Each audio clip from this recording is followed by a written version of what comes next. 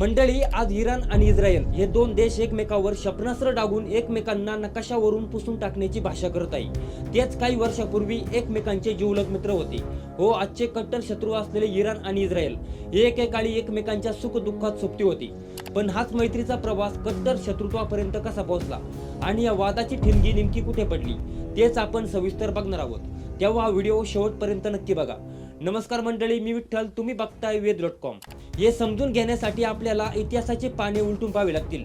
1948 मध्ये जेव्हा इस्रायलची निर्मिती झाली, त्या काळात इस्रायलच्या सभोवताली असलेले सर्व अरब देश हे त्याचे शत्रू होते। या काळात इस्रायलला अरब देशांच्या विरोधात एक मुस्लिम मित्र देशाची गरज होती।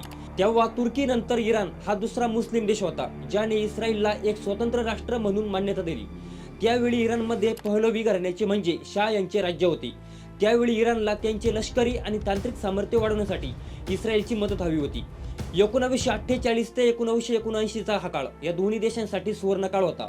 इराण इस्रायलला मोठ्या प्रमाणात कच्च्या तेलाचा पुरवठा करायचा आणि त्या बदल्यात इस्रायल इराणला आधुनिक शस्त्रे, शेतीचं तंत्रज्ञान आणि लष्करी प्रशिक्षण द्यायचा।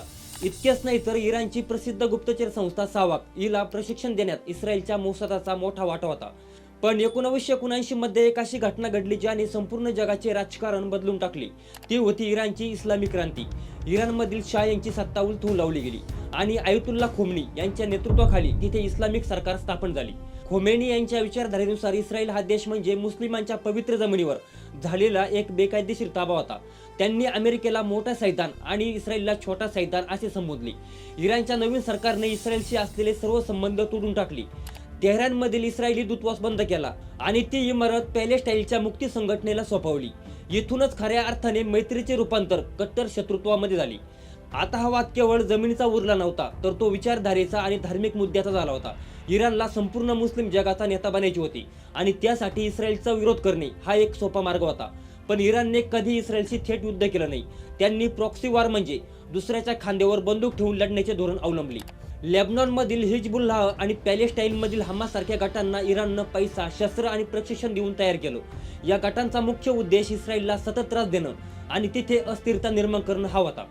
तर दुसरीकडे इस्रायलला सर्वात मोठी भीती ही इराणच्या अणुअस्त्र कार्यक्रमाची आहे। इराण जर अणुबॉम्ब बनवण्यात यशस्वी झाला तर तो इस्रायलला नकाशावरून पुसून टाकेल, अशी धमकी अनेकदा इराणी नेत्यांनी उघडपणे दिली होती। यामुळेच इस्रायलने इराणच्या अणु कार्यक्रमाला खीळ घालण्यासाठी पडद्यामागून अनेक ऑपरेशन आजपर्यंत केली। इराणच्या अणुशास्त्रज्ञांच्या हत्या असोत किंवा त्यांच्या अणुकेंद्रावर होणारे गूढ सायबर हल्ले, हे सर्व काही काळ पडद्यामागून सुरू होतं। पण एप्रिल 2024 मध्ये सर्व मर्यादा ओलांडल्या गेल्या। आंतरराष्ट्रीय नियमानुसार कोणत्याही देशाचा दूतावास ज्या ठिकाणी राहतो ही त्या देशाची स्वतःची जमीन मानली जाते। म्हणजे सिरियामध्ये इराणचा दूतावास आहे तर त्या इमारतीच्या आतल्या भागात सिरियाचे कायदे चालत नाही, तर इराणचे कायदे चालतात। सिरियाचे पोलीस किंवा सैन्य इराणच्या परवानगीशिवाय त्या इमारतीत पाऊले ठेवू शकत नाही। जर इस्रायलने सिरियातील इराणच्या दूतावासावर बॉम्ब टाकला तर त्याचा तांत्रिक अर्थ असा होतो की इस्रायलने थेट इराणच्या जमिनीवर बॉम्ब टाकला। पण 1 एप्रिलला सिरियाची राजधानी दामस्कामध्ये इराणच्या दूतावासाच्या इमारतीवर एक भीषण हवाई हल्ला केला। या हल्ल्यात इराणचा सर्वात अनुभवी लष्करी कमांडर मोहम्मद रजा झैदी मारला गेला। इराणसाठी हा सर्वात मोठा अपमान होता, कारण त्यांच्या स्वतःच्या भूमीवर दूतावासावर हल्ला करून त्यांच्या सर्वात मोठ्या जनरलला मारलं गेलं होतं। इराणमध्ये संतापाची लाट उसळली आणि तिथल्या सर्वोच्च नेत्यांनी आयतुल्ला अली खामनी यांनी जाहीर केलं की याचं शासन इस्रायलला भोगावं लागेल। याचा बदला म्हणून इराणने इतिहासात पहिल्यांदाच आपल्या स्वतःच्या भूमीवरून इस्रायलवर थेट 300 पेक्षा जास्त ड्रोन आणि क्षेपणास्त्र डागली। इराणच्या एवढ्या मोठ्या हल्ल्यानंतर इस्रायल गप्प बसणार नव्हता, पण अमेरिकेने इस्रायलवर दबाव टाकला। तरी पण 19 एप्रिलच्या पहाटे इराणच्या इस्फहान शहरात जोरात स्फोट झाली।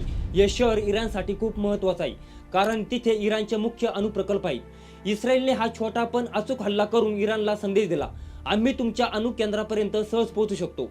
आश्चर्याची गोष्ट म्हणजे या हल्ल्यानंतर इराणने कोणती मोठी प्रतिक्रिया दिली नाही। त्यांनी हा हल्ला खूपच किरकोळ असल्याचं भासवलं, कारण त्यांना हे युद्ध अधिक वाढवायचं नव्हतं। दोन्ही देशांनी तिथे थोडी शांतता पाळली, पण हे केवळ वादळापूर्वीची शांतता होती। मे महिन्यात इराणला एक मोठा धक्का बसला। इराणचे राष्ट्राध्यक्ष इब्राहिम राईसी आणि परराष्ट्र मंत्री एका हेलिकॉप्टरमध्ये अपघातात मारले गेले। यामुळे इराणमध्ये अंतर्गत गोंधळ निर्माण झाला। जरी हा अपघात असल्याचं सांगितलं गेलं तरी अनेकांना वाटलं की यामागे इस्रायलचा दावा असू शकतो। या घटनेमुळे इराणचं लक्ष काही काळ युद्धावरून बाजूला झालं। इराणमध्ये नवीन राष्ट्राध्यक्षांचा शपथविधी सोहळा होता। यासाठी हमासाचे प्रमुख इस्माईल हनिये हे तेहरानला आले होते, पण तेहरानमधील एका अत्यंत सुरक्षित गेस्ट हाऊसमध्ये त्यांची हत्या करण्यात आली. इराणच्या राजधानीत शिरून पाहुण्यांना मारणं हा इराणसाठी खूप मोठा अपमान होता.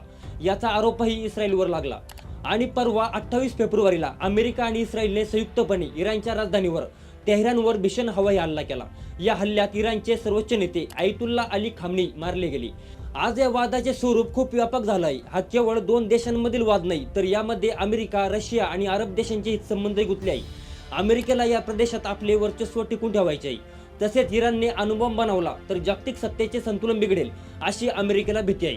तर मंडळी, 70 वर्षापूर्वीची ही घट्ट मैत्री आज जगासाठी सर्वात मोठं संकट बनली. हा संघर्ष आता केवळ दोन देशांमधील भांडण नाही, तर तो अण्वस्त्रे, धर्म आणि जागतिक सत्तेचा एक असा गुंता झाला आहे, ज्याचा शेवट सध्या तरी शांततेत होईल असं दिसत नाही. तर मंडळी, तुम्हाला काय वाटतं? इराण आणि इस्रायलमधील हा वाद कधी थांबेल का? तुमचं मत कमेंटमध्ये नक्की सांगा आणि आपल्या वेद.com ला सबस्क्राईब करायला मात्र विसरू नका.